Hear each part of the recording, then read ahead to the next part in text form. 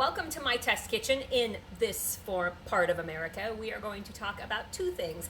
I am going to freeze dry vegetables. I want to try to create the freeze dried vegetables that are like chips for snacking, right?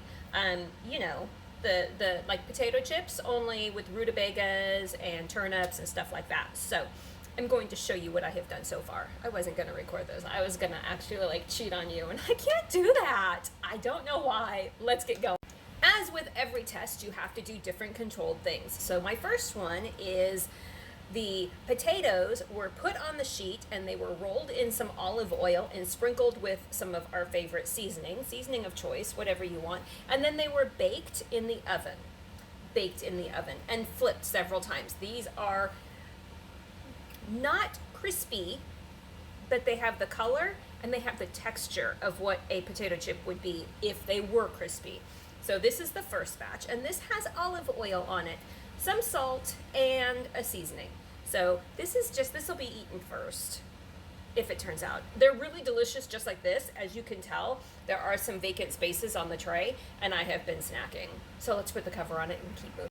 I am currently working on the second method, which is blanching the sliced potatoes in boiling water for 2 to 3 minutes, and then seasoning them up tossing them in a bowl with seasoning of your choice, the same seasoning, because I want to see which one I like better, the texture, and then putting them on a tray. Now I'm actually going to double layer these, so I have my parchment paper already cut out to lay over the top, and then to put another layer on top, okay?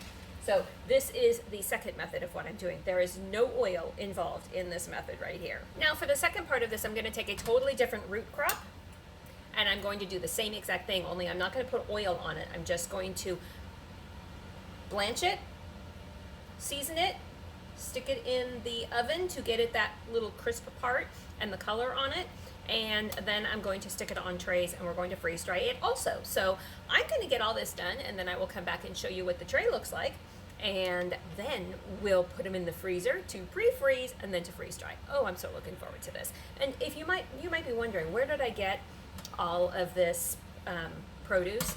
This is all produce that comes from the free produce that came off of the food bank, a farmer that had extra produce, and they dropped it off at a local place here in our town, and they called me and said, hey, they had extra, and a bunch of us went, and there's no food waste. We do not like food waste in this county, so we all went and grabbed what we could to preserve it. So I'm just playing because, you know, it's free, so you can play with it. There you go. I'll see you in a bit.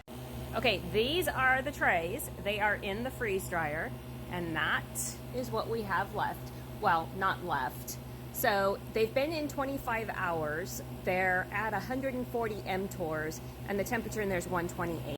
Okay, y'all know I weigh them before they go in the freeze dryer when they're frozen, and then I do my first initial weigh, and then 2 hours later I do another weigh, and if they haven't lost any weight at that point in time, I would take them out.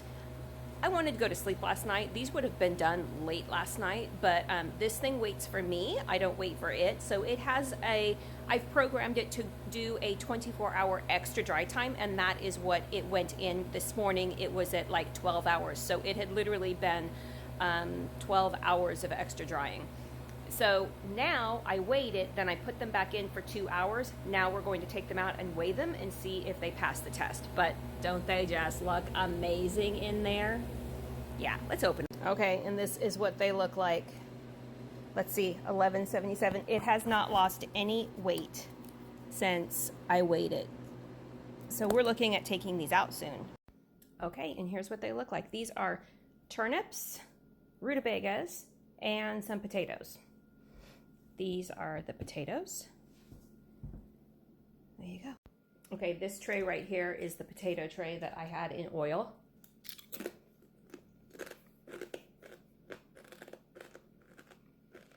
They taste like kettle chips, and they need salt.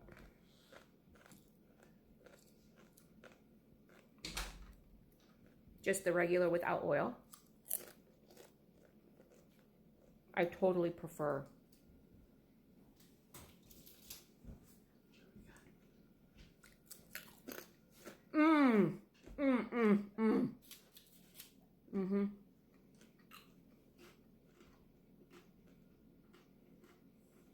Now you can get behind those. What else did we try? Potatoes that were in oil. Okay. Not my favorite. I like those. Mm-hmm. And then other potatoes.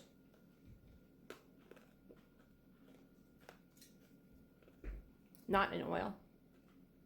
I think the oil takes away from it.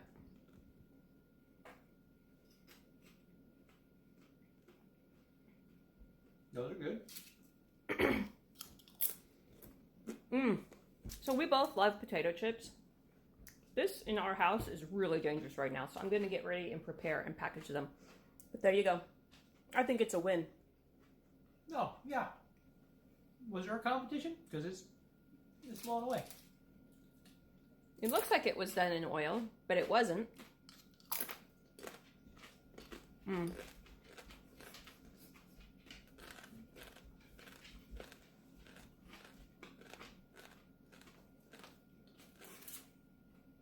I gotta stop.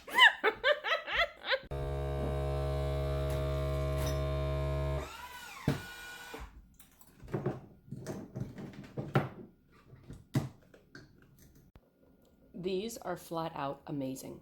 Flat out amazing. Okay, so let me tell you how I am literally gonna have to buy a stock in root crops, vegetables. I mean, now I wanna try carrots. Like, what would carrots be like? That would be amazing. So, I peeled them, I washed them, I peeled them, I sliced them on the medium slice level with my mandolin. You could use whatever you want. I didn't want them really thin because I didn't want them to get really crisp hard, right? You know that hard where you're like, oh, I'm gonna break a teeth while I'm eating this.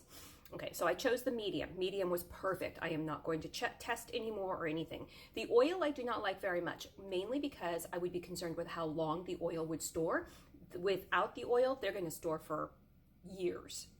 They're not gonna last years. I'm just gonna let you know they're not gonna last years. I mean, I put them in this size container because it's pretty much like a potato chip bag, and my husband will just take one of these and go off to work and enjoy them, right? Yeah, they are amazing. I put the seasoning of my choice. I would add a little bit, tiny bit more salt.